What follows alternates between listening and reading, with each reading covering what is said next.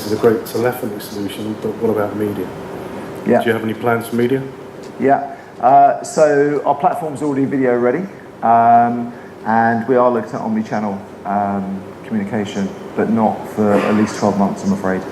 We're tying into this. Okay, thanks. Okay. We do integrate with Link.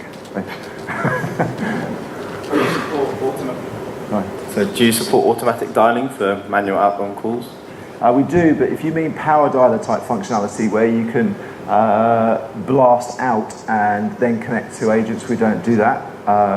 That's a strategic decision for us. But if you have callbacks to do, automatically trigger those callbacks, we do that, yeah. That's all right. There's no more wine left, by the way. Don't get involved. So since it's linked into Salesforce, if someone rang in, would that customer contact details come up on the screen if you're ringing into a service centre, and would you have all the details there in front of you before you've answered the call? Yes. Should we do that? Yes. So, can we use anyone, or? I think you'll need to ring. This is using our mobile service, so if you ring my mobile number, it should pop up. Okay. You're going to get loads of spam calls tonight. You know that. Many. Right. Hundreds. Well, I'll tell you what. Would you like to call into this James's mobile number?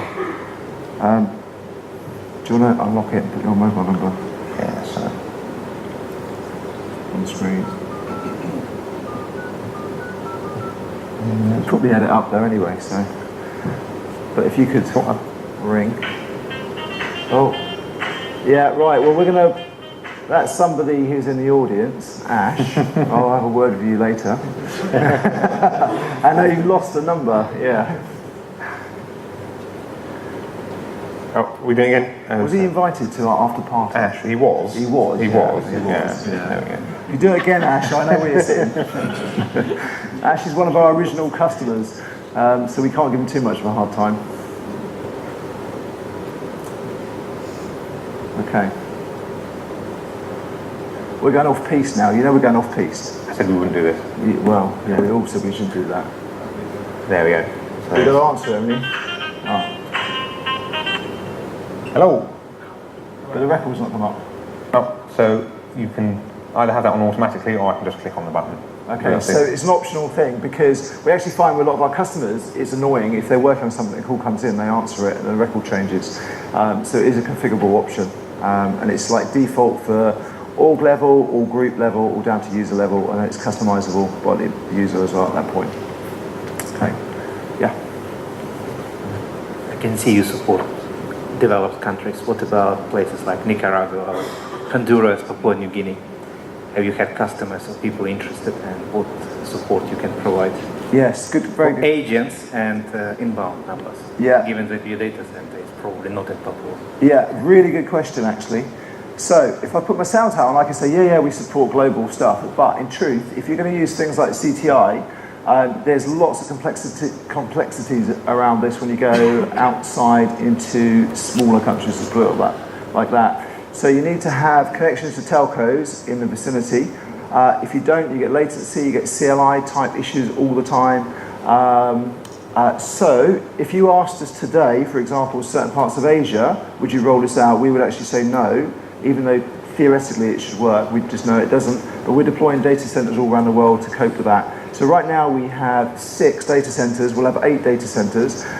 We don't have lots of data centers because of load. We have it to do exactly what you're asking. Geographically split that traffic around. So right now we're in Europe, we're in America, and we're in Australia.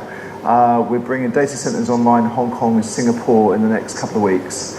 And then after that we're looking at Japan, and there's a few other countries as well. So, South America? To be honest with you, South America we don't have issues with our US data centers supporting that right now. And when we get mass there, we've got our first couple of clients in South America right now running. Okay. Does that answer the question? First part, what about agents? I don't want to have a call coming from US back to Oh yes, okay. Nicaragua. Absolutely.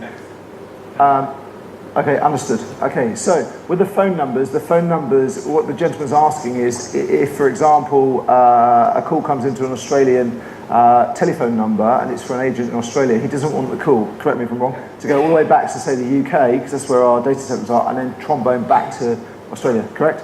Okay, so all of our numbers go to the closest data centres with failover to the next closest. So if you, for example, provisioned a phone number in Australia, it would go to an Australian data centre. We have, in each continent, we have 2 pairs, all active. If you were a mobile user, so say you were an EE customer and you were doing call recording, EE SIM card, it obviously roams around the world. When you make a phone call in the UK, it goes to a UK data centre. If you got on a plane and went all the way over to Australia or America or anywhere, it would automatically send the call to the closest data centre in Australia. So there's intelligence in the signalling path that we've got to signal back where to send the calls. So, yeah, always to reduce latency. Any more?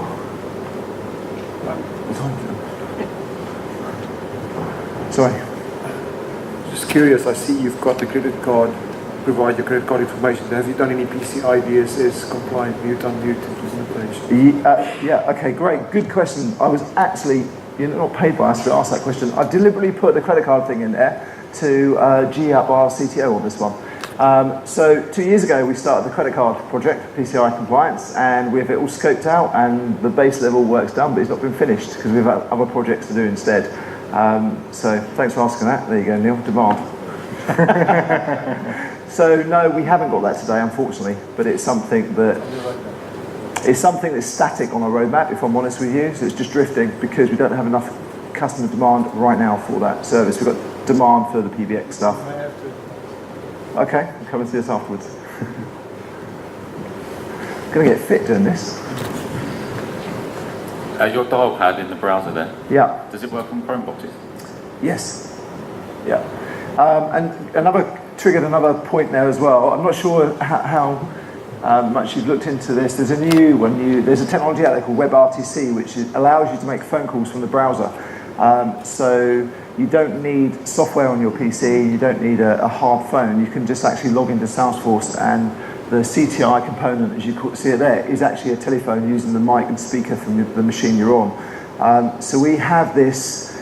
We were hoping to launch it at the show, but we're not quite ready with it yet. There's a few niggly items with it, but we have actually made some test calls from 30,000 feet on planes where they block calls, obviously, that allow internet on Wi-Fi back to Elvis, actually. Charles, when he was in Australia, that worked quite well. So yes, it will work on Chromebooks, including the WebRTC phone. But does it work to connect to agent? You know that outbound call that you connect to it? Yes. Yeah, we've also...